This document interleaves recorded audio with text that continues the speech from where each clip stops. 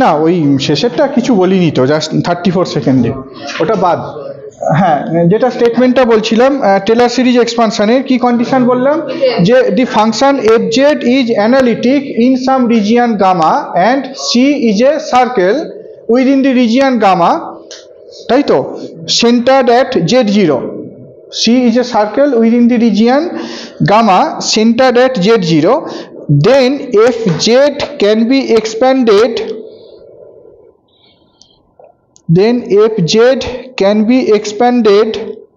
in a Taylor series. যদি এইটা হয় তাহলে fz টাকে আমরা টেলর সিরিজে এক্সপ্যান্ড করতে পারবো। কিরকম ভাবে? ম্যাথমেটিক্যাল ফর্মটা লেখো, fz equals to fz0 plus f prime z0 z minus z0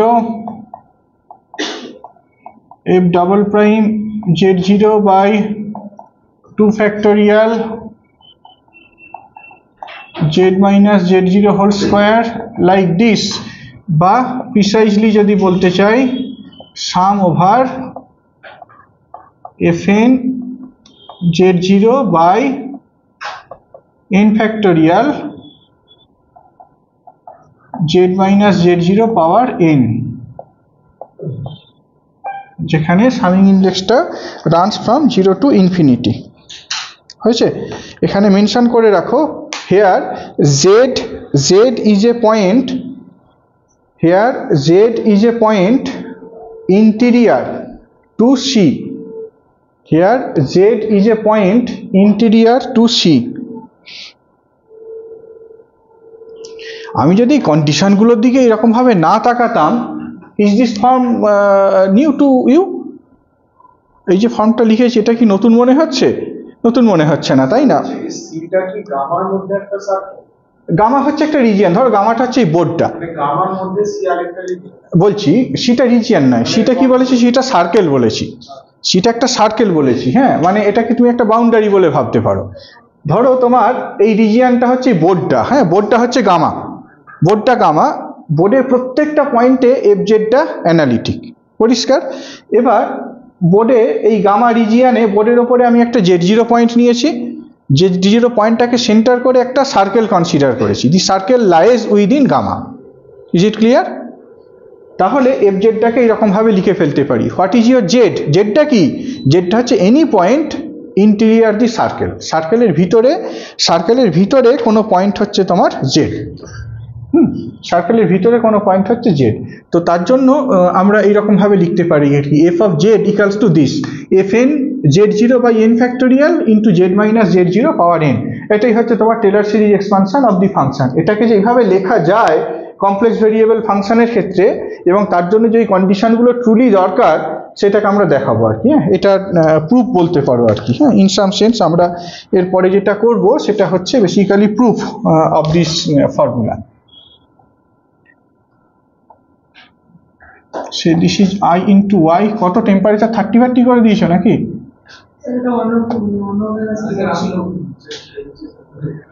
হ্যাঁ,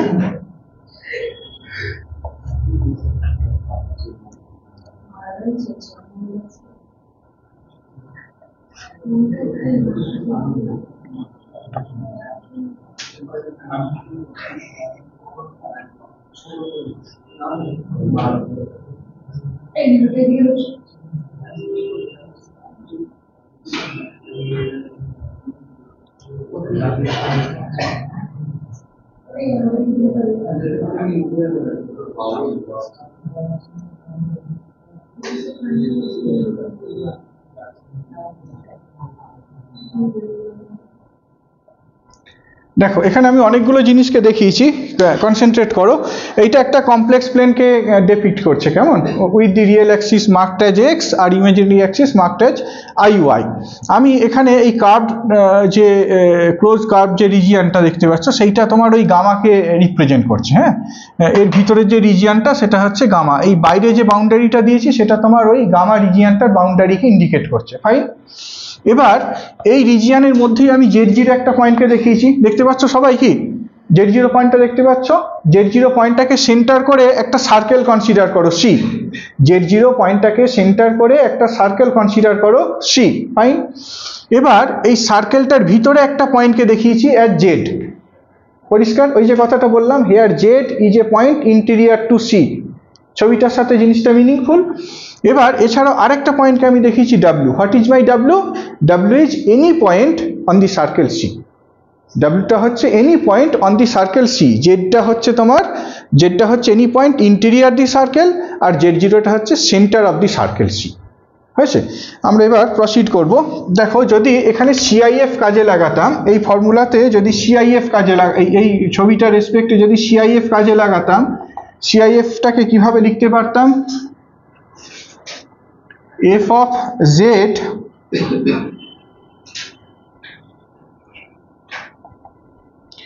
of z equals to 1 by 2 pi I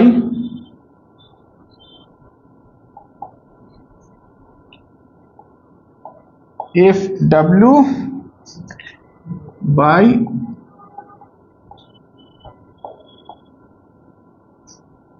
নতুন লাগছে কি CIF-টাকে?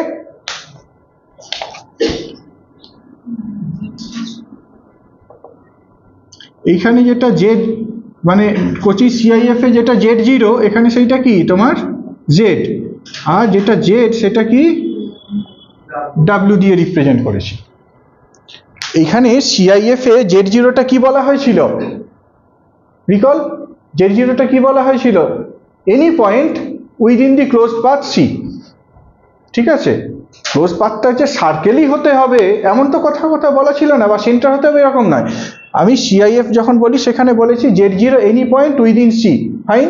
আর জেডটা কি বলেছি? জেডটা তো ভেরিয়েবল, যা ক্লোজ পাথ ইন্টিগ্রাল করছে, তার মানে বাই ডিফল্ট জেডটা কি? Any point on the path C পাথটার ওপরে যে কোনো পয়েন্ট। এখানে সেই পয়েন্টটা কিভাবে দেখিয়েছি আমি? As W।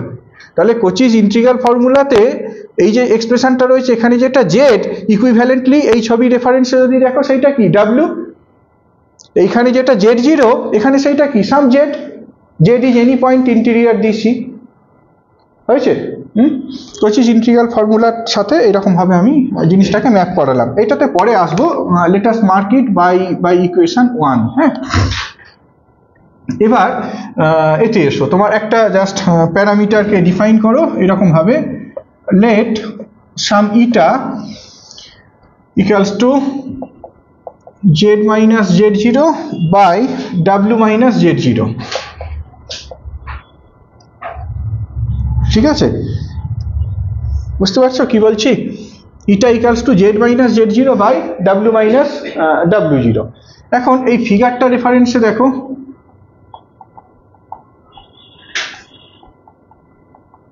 Z minus Z0 এইটা less than W minus Z0 mod। ছবিটা রেফারেন্সে দেখো, Z0 minus W এটা তো বেসিক্যালি সার্কেলটার রেডিয়াসটাকে রিপ্রেজেন্ট করে। বাই ডেফিনিশন জেডটা কি বলেছি? Any point inside the circle. তাহলে Z minus Z0 এই যে লেন্থটা, সেটা তো তোমার W minus Z0 এর থেকে সবসময় ছোট, রেডিয়াসের থেকে সবসময় ছোট। অর্থাৎ আমি এই যে ইটাটাকে ডিফাইন করেছি, ইটার যে ম্যাগনিটিউড, সেই ম্যাগনিটিউডটা less than 1। Do you get my point? ইটার যে ম্যাগনিটিউড সেইটা একের থেকে ছোট। বেশ, let us proceed. 1 minus eta সমান কত? সমান 1 minus Z minus Z0 by W minus Z0। এটা কি ভ্যালুয়েট করো, কত হবে? W minus Z by W minus Z0 না? ইভ্যালুয়েট করলে, সিম্পলিফাই করলে Z0 গুলো বাদ চলে যাবে। নেক্সট 1 minus 1 by ইটা সমান W minus Z0 by W minus Z, বা 1 by W minus Z সমান 1 by W minus Z0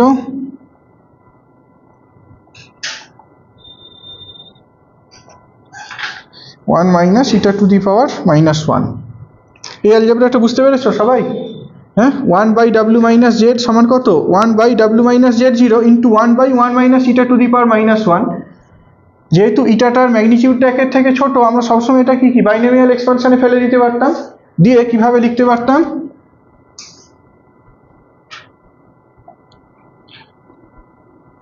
eta to the power n equals to 0 to infinity. লিখে যেত না এরকম ভাবে এটাকে?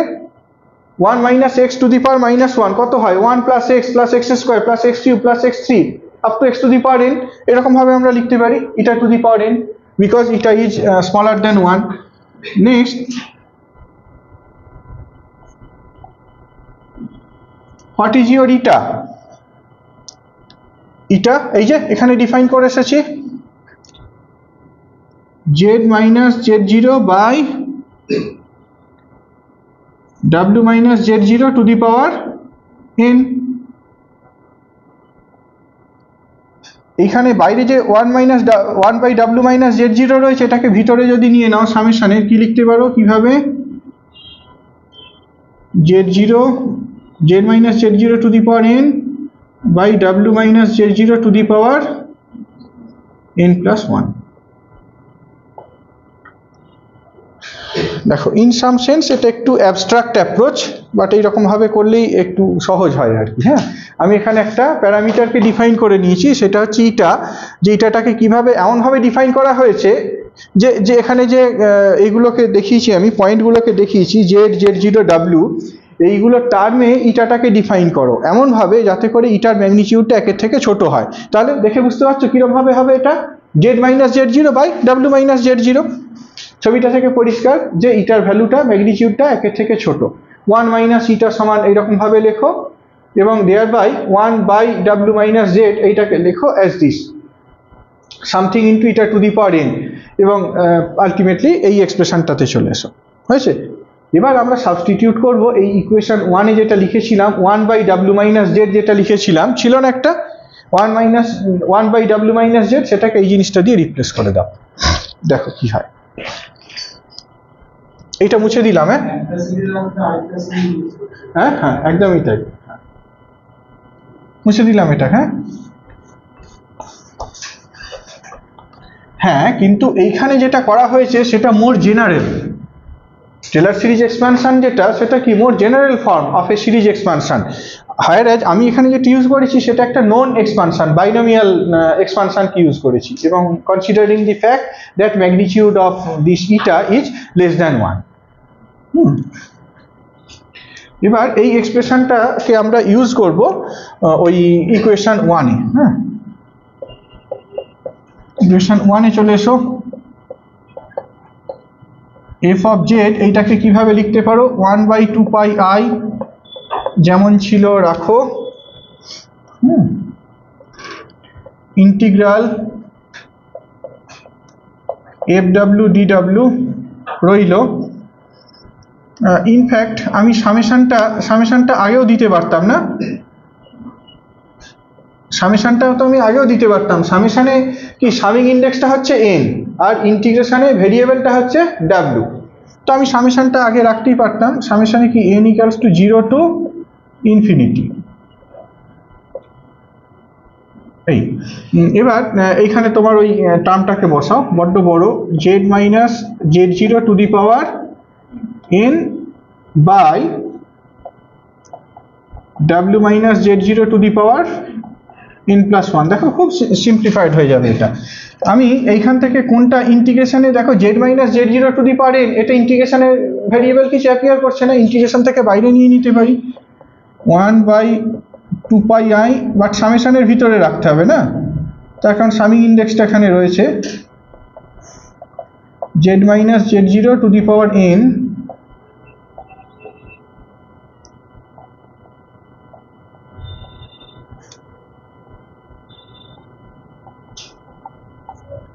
চিনতে পারছো? এই যে এক্সপ্রেশনটা, এটা চিনতে পারছো? ওই যে লেখা রয়েছে দেখো, ডেরিভেটিভের যে ফর্মুলাটা, এই যে এইটা 3 নাম্বার ফর্মুলা। এটা কি লিখতে পারি? As 2 pi I by n factorial into fn z0।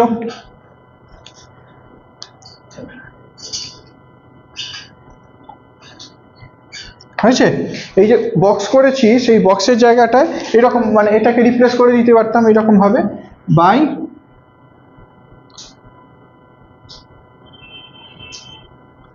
কি জানো বাই CIF ফর ডেরিভেটিভ। হ্যাঁ,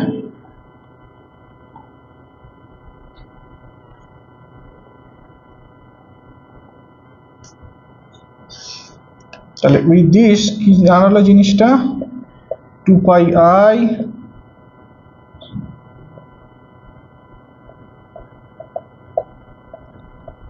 আরেকবার লিখে ফেলো এটা 2 pi I by n factorial fn z0 2 pi I এইগুলোকে বাদ দিয়ে দাও তাহলে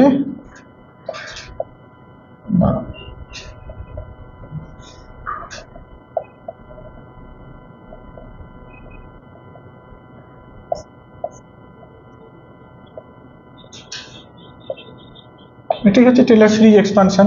এই যে fz দিয়ে শুরু করেছিলাম এন্ড আপ করলাম এইটাতে, যেমনটা আমি স্টেটমেন্টে বলেছিলাম। হ্যাঁ, যেমনটা স্টেটমেন্টে বলেছিলাম সেরকম ভাবে আমরা তাহলে এন্ড আপ করলাম আর কি। হ্যাঁ, এটাই হচ্ছে তোমার Taylor series expansion for a function of complex variable. ঠিক আছে, যেমনটা আমরা রিয়েল ভেরিয়েবল ফাংশনের ক্ষেত্রে দেখেছি যে given the Taylor series expansion about say x equals to 0 it reduces to Maclaurin series expansion. এখানেও তাই, যদি এই z0টা 0 হয়, যদি z0টা 0 হয় তাহলে this expression will reduce to Maclaurin series expansion. হ্যাঁ, নোট করে রাখো এটাও।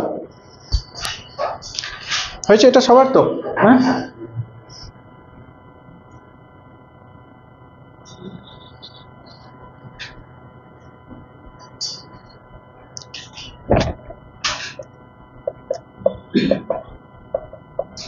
z0 equals to 0, your fz equals to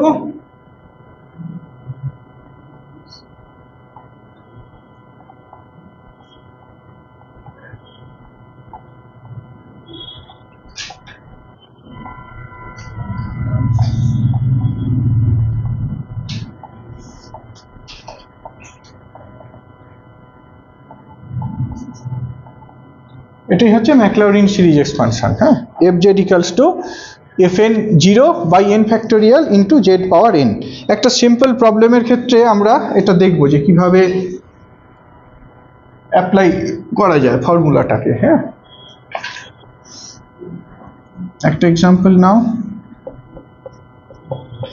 fz equals to sin z এর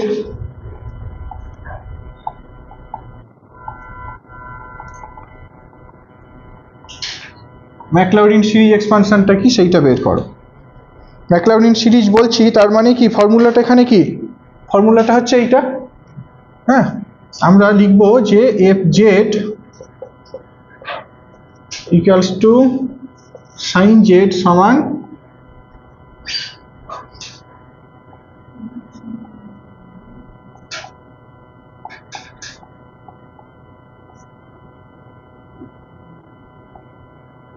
এইটা, ফর্মুলাটা হচ্ছে এইটা।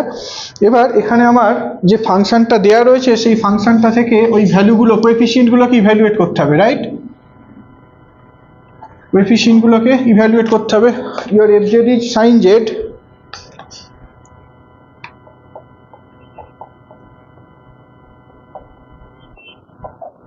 তাহলে what is your f0? f0 is 0। হ্যাঁ, আচ্ছা, what is your f prime z? cos z। তাহলে what is your f prime 0? 1। What is f double prime z? Minus sin z at z equals to 0, ভ্যালুটা 0। তারপর f triple prime z সমান কত হবে minus cos z equals to -1। আচ্ছা করতে থাকো, খুব straight forward.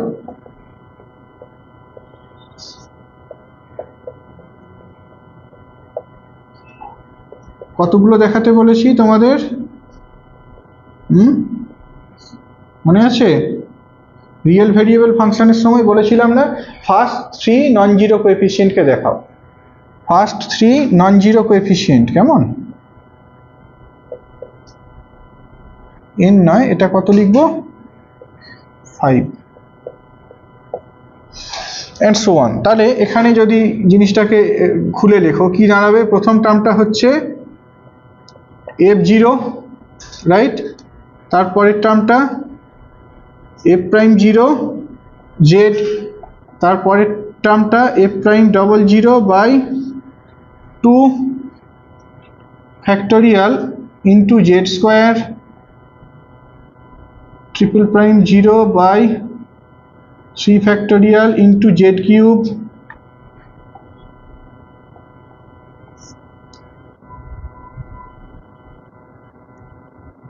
(0 into z⁴/4 factorial. আরেকটা লেখো এখানে